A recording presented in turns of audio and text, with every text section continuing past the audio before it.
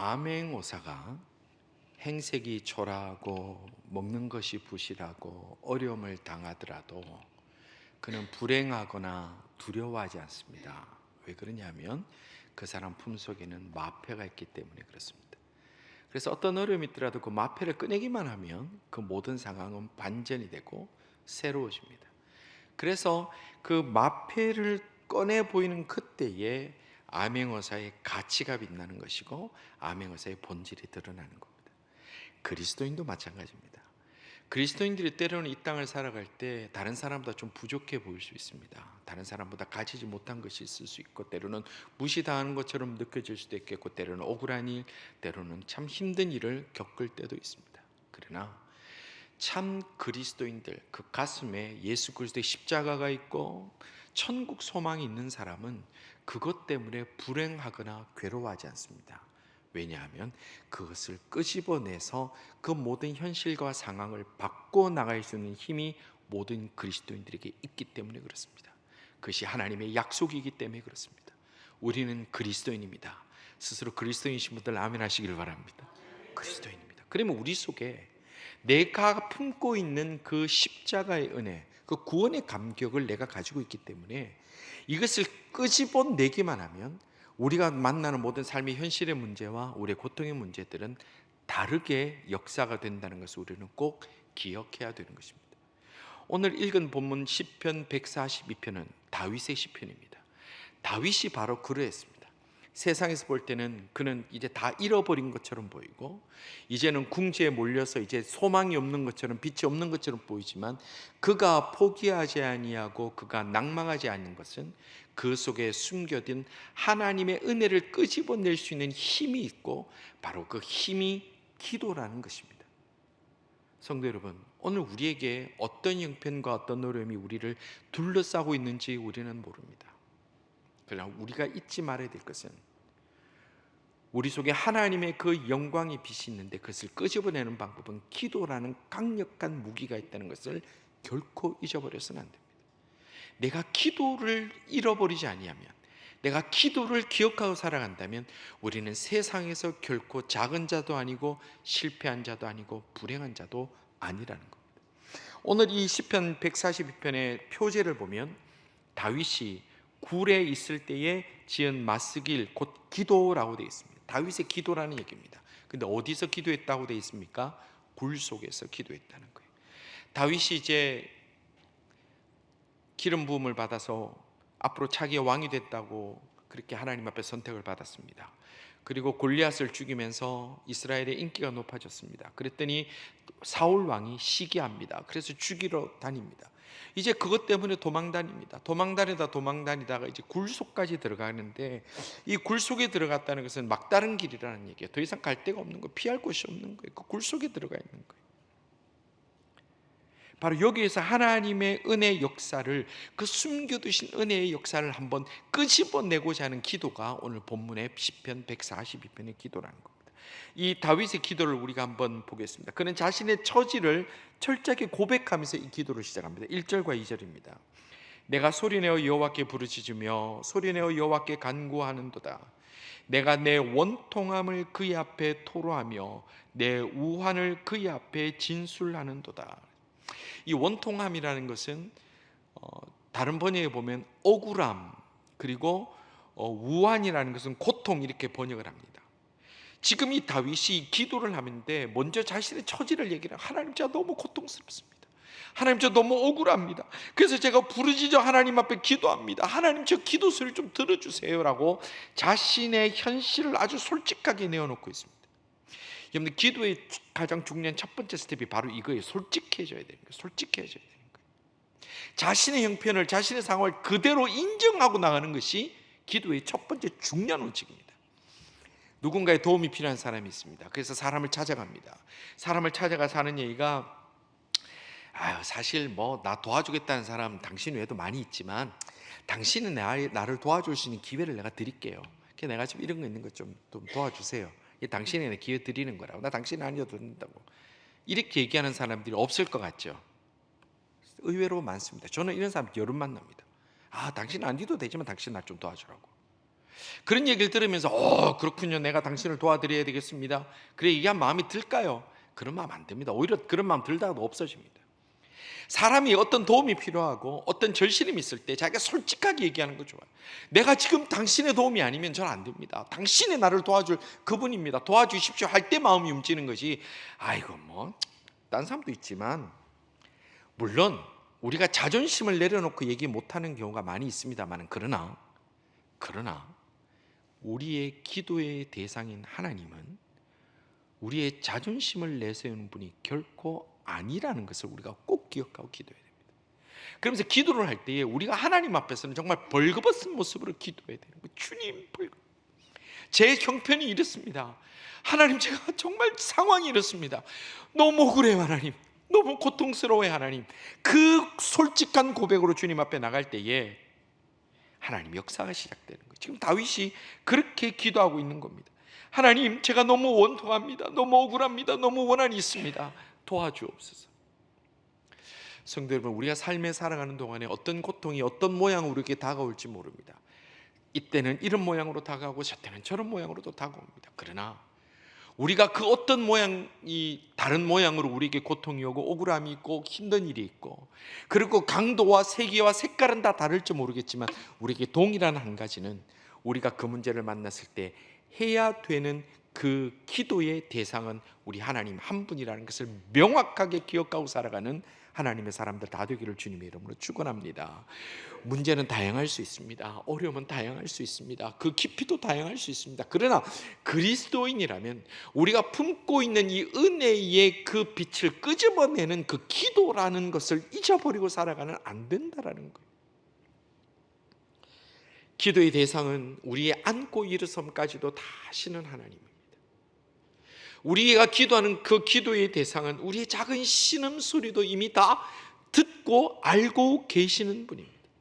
우리의 기도의 그 대상은 우리가 말하지 않더라도 우리가 무엇을 기도해야 되는지 알고 계시고 우리에게 기도하게끔 우리를 인도하시는 분이 우리 하나님인 것을 기억하시고, 다윗처럼 오늘 우리가 고민이 되고 어려움이 있고 눈물 나는 제목들이 있다면 솔직하게 주님 앞에 먼저 다 내어놓을 수 있는 기도의 용사들이 우리 모든 성도들 다 되기를 간절히 소원합니다. 그래서 우리가 사람들 앞엔 자존심 세울 수 있지요. 왜 사람들 앞에서는 뭐 얘기할 수도 있죠, 꾸밀 수 있지요. 그러나 하나님 앞에서 그렇게 하면 우리의 기도의 역사는 일어나기 어렵다라는 거예요. 그런데 지금 다윗이 고백하고 있는 고백을 보면 자신의 억울한 일, 고통스러운 일도 참 힘들지만 다윗이 정말로 힘든 게 뭐냐면, 이 힘든 일 앞에 나와 함께하고 나를 도와주고 내 얘기를 들어줄 사람마저도 없다라는 것은 내 영혼까지 무너지는 정말 처절한 고통이라고 그가 고백하고 있습니다. 4절 말씀 이렇게 말합니다. 오른쪽을 살펴보소서, 나를 아는 이도 없고 나의 피난처도 없고 내 영혼을 돌본 이도 없나이다. 지금 이 자기의 영적 상태를 얘기를 하는 거예요. 내가 여기를 봐도 도와줄 사람도 없고, 저기 가도 내 마음 이해해 줄 사람 없고, 저기를 봐도 누구나 하나 내 얘기 하나 들어줄 사람도 없습니다라고 얘기하는 것이 지금 다윗의 형편입니다. 여러분, 우리가 살아가다 보면 이런 때를 만나지 않습니까? 이걸 우리가 사면초가라고 그러죠. 앞뒤 다 막혔어요. 다 막혀, 방법은 없어요. 방법이 없어요. 그런 상황에 그냥 고립무원처럼 그냥 내가 혼자 탁 남아있는 것 같이 느낄 때, 때로는 우리가 군중속의 고독이라고도 얘기를 하고, 때로는 결혼해서 부부로 살아가지만 남편인데도 혼자인 것처럼 느껴지고 아내인 것처럼 혼자인 것처럼 느껴질 때가 얼마나 많은지 모릅니다. 어느 순간에 그것이 내가 혼자라고 느껴질 때, 식탁에 가족들과 함께 둘러앉았지만 나 혼자 있는 것 같고, 한 집에 가족들이 앉아있지만 나 혼자 있는 것 같고, 때로는 예배를 함께 드리지만 나 혼자 있는 것 같고, 길을 가지만 나 혼자 있는 것 같이 그렇게 느껴질 때가 우리에게는 있습니다. 그것은 정말로 내가 당하는 현실적인 고통보다 때로는 더 고통스러울 때가 있다는 거예요. 근데 여기서 보면 오른쪽을 살펴보소서라고 돼 있죠. 왼쪽을 왜 안 봅니까? 이게 무슨 말이냐면, 오른쪽을 살펴보소서 하는 것은 이 그 고대 유대 사회에서 재판을 할 때, 그러니까 고발을 당한 사람, 피고인의 오른쪽에는 언제나 변호인이 쓰고 왼쪽에는 고발하는 사람이 있습니다.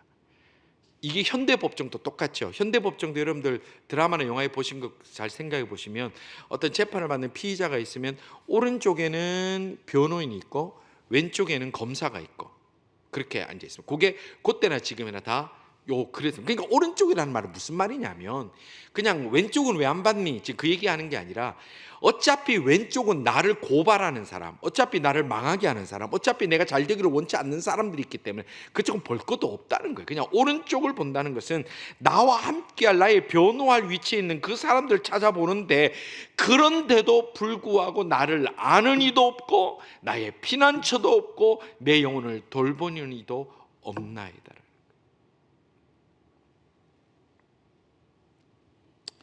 성도 여러분, 우리가 살아갈 때 억울한 일 당하고 고통스러운 일 당하고 때로는 난감한 일 당하고 특히 우리 부모님 떠나서 여기서 꿈을 가지고 살아가는 우리 많은 젊은이들이 어찌할지 모를 때가 분명히 있습니다. 그때에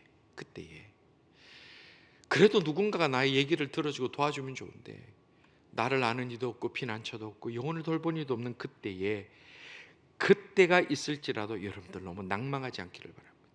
어차피 변호사나 검사나 오른쪽이나 왼쪽이나 어느 누구를 찾아가도 우리의 영혼에 안식할 곳은 없습니다. 결국은 하나님의 사람들이 찾아야 되는 것은 오른쪽이냐 왼쪽이냐 아니라 열려있는 위에 하늘밖에 없다라는 거예요. 하늘밖에 없다는 거예요. 사방이 다 막혔습니까? 하늘이 열려있음을 꼭 기억하고 살아가는 그리스도인들 다 되기를 주님의 이름으로 축원합니다.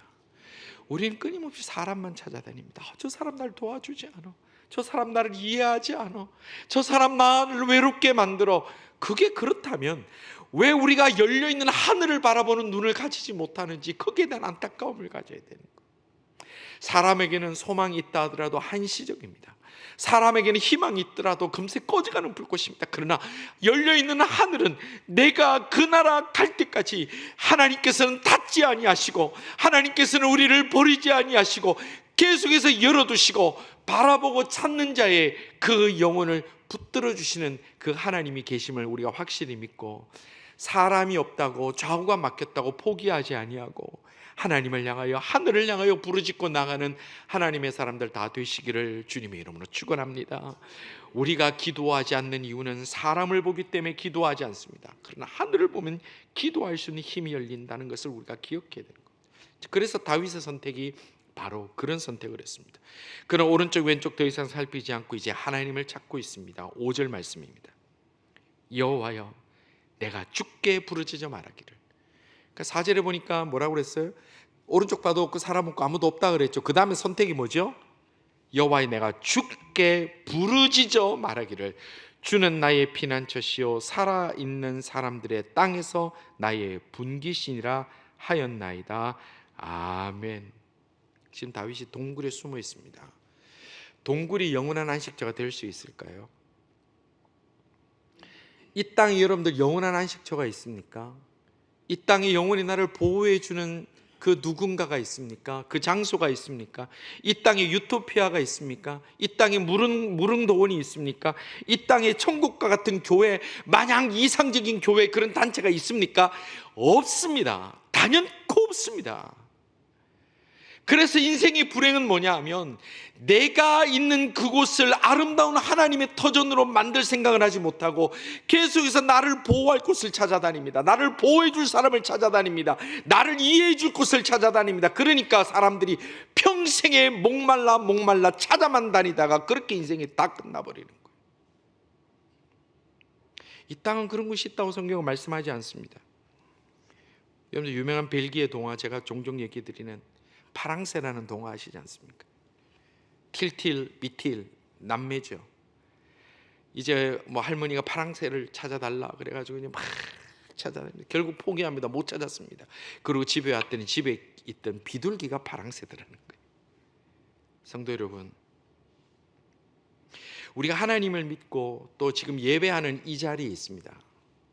그런데 우리가 하나님을 믿고 예배하는 이 자리에 있는데 몸은 여기에 있지만 마음이 여전히 파랑새를 찾아다니고 마음이 지금 여전히 오늘 끝나고 만날 친구들 거기 약속 장소에 지금 마음이 가 있고, 마음이 여전히 무슨 술자리에 가 있고 골프장에 가 있고 마음이 어디 딴 데 가 있으면 우리는 이 땅에서 하나님께서 주신 은혜와 그 평강과 기도 응답을 누리기 어렵다라는 거예요.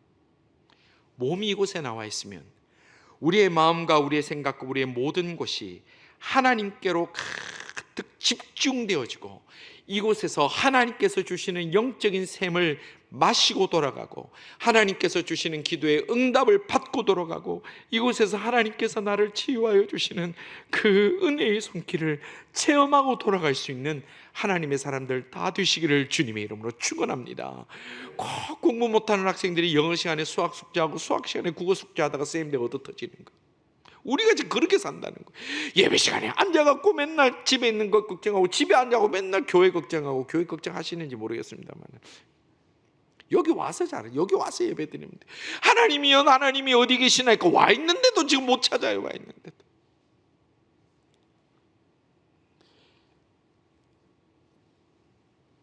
예전에 저희 어릴 때 이제 어른들이 뭐 월남전 갔다 오신 분들, 또 사우디 갔다 오신 분들 많이 계셨어요. 그러면 이제 그때는 뭐 지금처럼 뭐 화상이 됩니까? 편지도 다 도착하고 그러잖아요. 친구들이 이제 아버지 편지를 붙들고 있어요. 막 편지를 가슴에 안고 다녀요. 아, 우리 아빠가 뭐 했다, 이번에 뭘 보내줬다. 근데 이제 사우디에 3년 일 다 끝나고 집에 오셨어요. 그럼 그 편지 어떻게 해요? 그 편지 어떻게 해요? 그 편지 그거 그 이상 중요한 게 아니죠. 그냥 아빠 보고 있으면 되잖아요. 근데 아빠는 옆에 있는데 아빠는 안 쳐다보고 계속 편지만 보면서 아빠 보고 싶어요, 아빠 보고 싶어요. 그 정상이에요, 비정상이에요? 그 비정상인 거예요. 오늘 우리에게는 이미 예배드리는 이 귀한 복된 자리에 이미 나와 있습니다. 하나님이 주신 은혜를 하나도 빠짐없이 받아 누리며 하나님과 깊이 하나 될 수 있는 하나님의 사람들 다 되시기를 주님의 이름으로 축원합니다. 이 시간을 왜 놓칩니까? 이게 뭐 몇 시간 됩니까? 1시간도 안 되는데 이 시간을 놓칠 수가 없는 거예요. 다음에 다른 곳에서가 아니라 바로 이 자리에 하나님께서 주시는 은혜를 받는다면 그거보다 복된 것 없어요. 자, 그러면 다윗이 하나님 앞에 섰다면, 그러면 그 기도가 어떻게 됩니까? 아주 구체적이고 현실적이어야 됩니다. 그런데 우리 기도가 구체적이고 현실적이어야 됩니다. 6절 보겠습니다.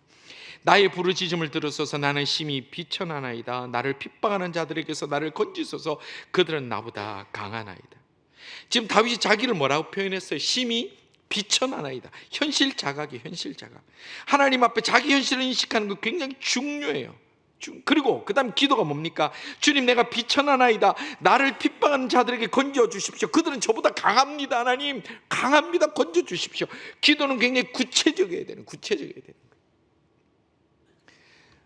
우리가 기도해야 합시다는 얘기를 많이 합니다. 근데 기도는 해야 되겠고, 주일마다 목사님 좀 그만하면 좋겠는데 맨날 9시 얘기해서 자꾸 집에서 또 생각이 안 떠오르면 좋겠는데 9시만 되면 또 보이네. 또 그게 시계가 마음은 부담은 되고 기도는 해야 되니까 9시 보면 다 그렇게 얘기를 해요. 하나님, 다 아시지요?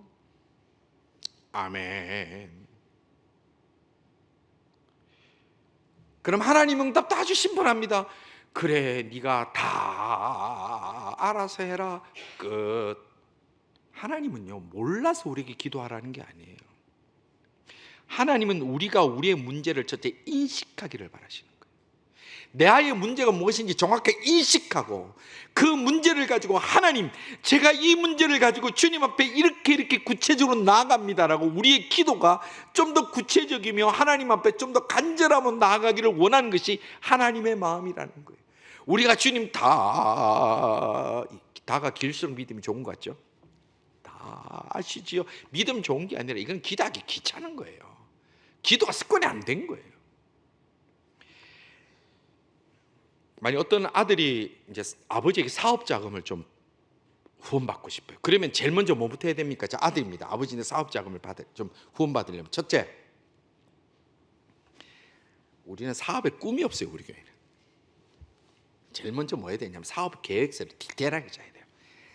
아버지가 지금 나에게 얼마를 주신다면 이거를 얼마를 투자하고 얼마를 뭐 하고 얼마를 뭐 해서 어떻게 해서 몇 년 내에 이윤을 남겨서 아버지가 어떻게 하겠습니다. 이게 아버지에게 그 큰 돈을 후원받기를 원하는 아들의 기본 자세지 않습니까? 근데 아들이 딱 아버지한테 가자마자, 아버지 저를 사랑하신 줄 믿습니다. 제가 사업을 합니다. 다 아시지요? 그러면 그 얘기를 듣고 아버지가 그래 내가 너를 사랑하노라, 내가 다 안다, 내 어카운트 번호는 이거고 비밀번호는 이거니 네가 원하는 대로 다 갖다 써라, 그런 아버지 계실까요? 계시면 저도 그런 분하고 친하게 지내고 싶습니다. 그런 사람 없습니다.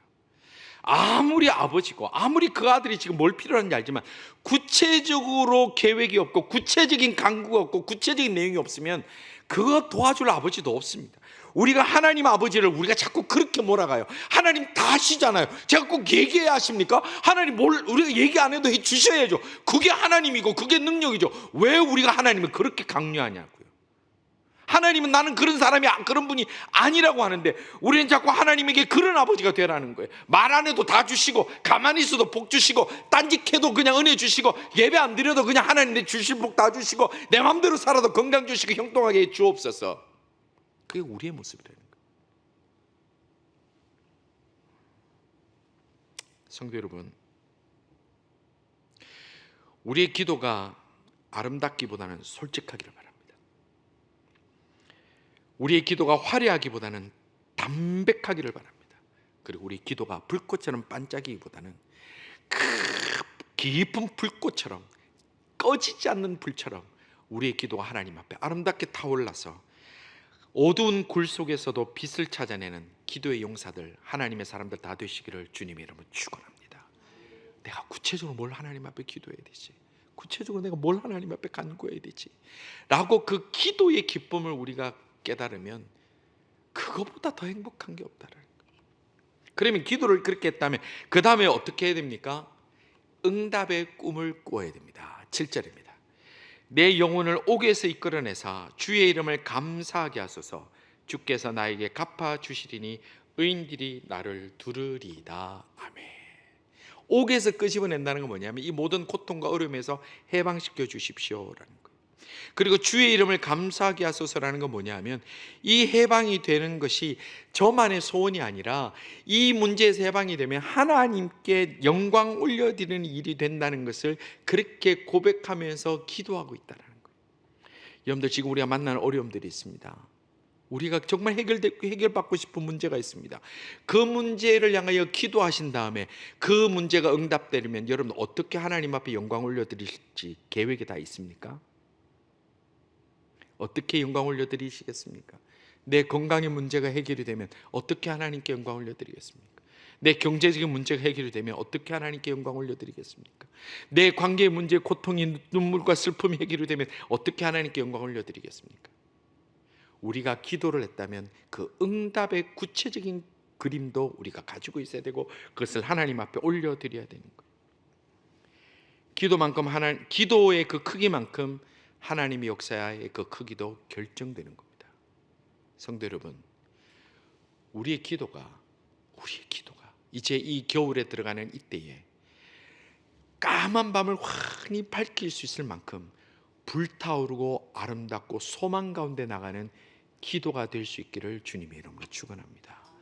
예수님께서도 우리에게 기도를 많이 가르쳐 주시면서 누가복음 18장에 보면 기도는 결코 포기하지 말라고 예수님께서 말씀하셨습니다. 누가복음 18장 1절에 이렇게 말씀합니다.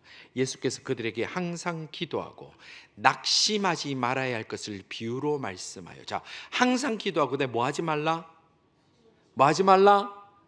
낙심하지 말라. 그렇게 되기를 바랍니다. 항상 기도하고, 언제요? 항상 기도하고 낙심하지 말 것을 주님께서 비유로 말씀하시는데, 이 비유가 뭐냐면 불의한 재판장 비유예요. 그리고 이 비유의 마지막 7절에 뭐라고 얘기를 하느냐? 하물며 하나님께서 그 밤낮 부르짖는 택하신 자들의 원한을 풀어주지 아니하겠느냐? 그들에게 오래 참으시겠느냐? 이렇게 말씀해요. 밤낮 부르짖는, 항상 기도하는 자, 그리고 포기하지 아니하고 낙심하지 않고 기도하는 자에게 하나님이 반드시 응답해 주신다, 그렇게 말씀하셨습니다. 영국의 유명한 설교자라 그러면 찰스 스펄전 목사님, 여러분 하도 많이 들어보셔서 아실 거예요. 찰스 스펄전 목사님이 영국 런던에 있는 메트로폴리탄 태블레크 처치라는 곳에서 38년간 목회를 했습니다.